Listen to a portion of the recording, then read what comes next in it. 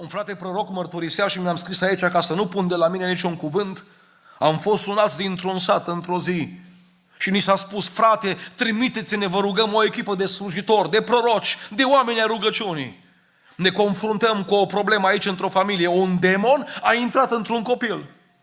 Și în momentul în care pășește copilul ăsta în biserică sau în alte locuri, începe să urle, iar când iese afară, nu mai are nimica. Trimiteți, vă rugăm, o echipă de proroci.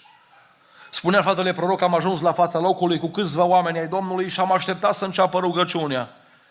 Unul din vasele de lucru îi spune așa bărbatului din casă: Domnul îmi face de cunoscut că înainte de a ne ruga trebuie să mergi în pivniță și să scoți de acolo lucrurile date spre nimicire. Ai acolo niște lucruri pe care nu ar trebui să le ai. Omul s-a dus în pivniță și s-a întors cu o damigeană de vin pe care a vărsat-o pe pământ în fața fraților. Bărbatul acela era tatăl copilului demonizat. Când să ne punem din nou la rugăciune, vine o altă înștiințare.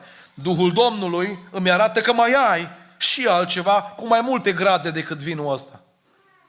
Omul s-a dus din nou jos și s-a întors cu 2 sticle de rachiu, zicând așa: știți, astea nu erau pentru mine, erau pentru muncitori. A vărsat și rachiul și ne-am pus a 3-a oară la rugăciune. Frații s-au rugat și copilul a fost eliberat pe loc.